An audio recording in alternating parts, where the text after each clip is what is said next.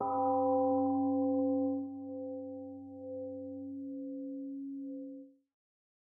are you all doing in this freezing cold weather? Here in North Carolina, we don't often get snow, but last weekend, and especially yesterday, we finally had a lot of flurries. It's real winter. Looking through the window, what a bright winter wonderland. Snow is a beautiful and mysterious natural phenomenon. Each snowflake forms in its own unique way, drifting down from the sky like a fleeting work of art. When snow falls, it gently reshapes the whole world, covering sharp edges and familiar scenes with a quiet, luminous calm. Time seems to slow, and even busy landscapes pause under its white veil. When we look at a snowfall, our hearts soften and our minds hush. My hometown in Korea has a lot of snow every winter. When I was young, my older brothers made igloos for me and my younger siblings. They also built a nice sled for us. One brother pulled and the other brother pushed. What fun! Many of us carry happy childhood memories of snow.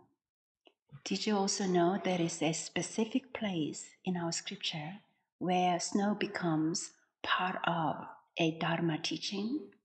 In chapter 7, the principle of the nature, the founding master addressed his disciples at Bongne Hermitage. Long ago, a scholar asked his teacher about the way. A scholar asked his teacher about the way. The teacher replied, "If I explain it to you, that would go against the way. If I don't explain it, that would also go against the way. So what should I do?" Sotae-san asked, "Do you understand what he meant?"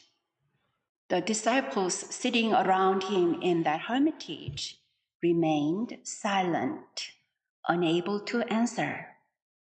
It was winter, and the courtyard was covered with deep snow. The founding master then stood up, went outside, and began clearing the snow from the courtyard.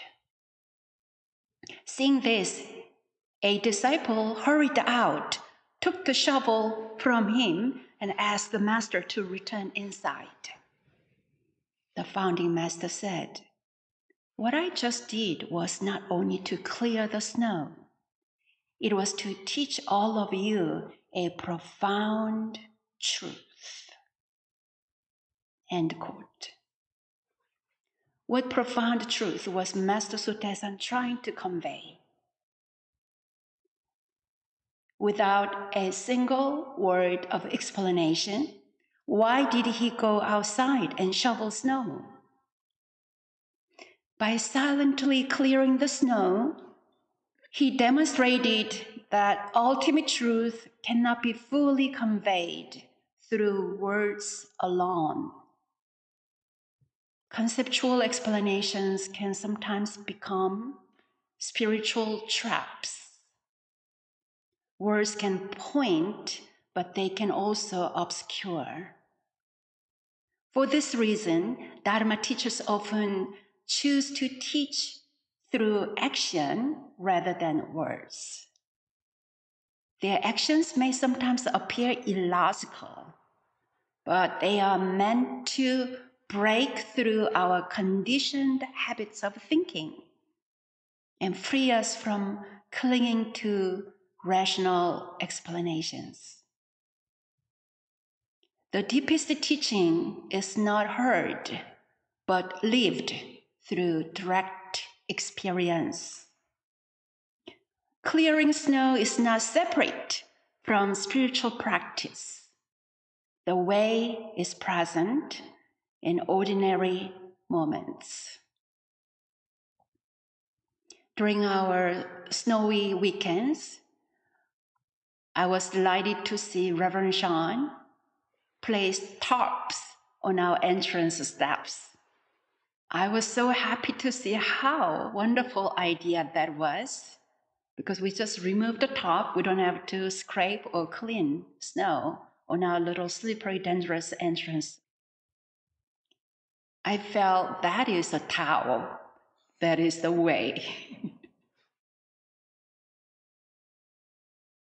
Where is Tao? Asked a Zen monk visiting Sotaesan. Sotaesan replied, the Tao is in your question. As seekers and practitioners, we inquire.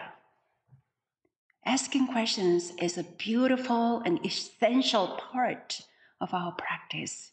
Yet at the same time, as practitioners and seekers, we are invited to consider letting go of the urge to seek answers. Dear friends, as we shovel snow this week, let us imagine that each of us becomes Sotaesan and embodies the way through what we do, not just what we say. And think of, where in my daily life is the way already revealed? Where in my daily life is the way already revealed without words?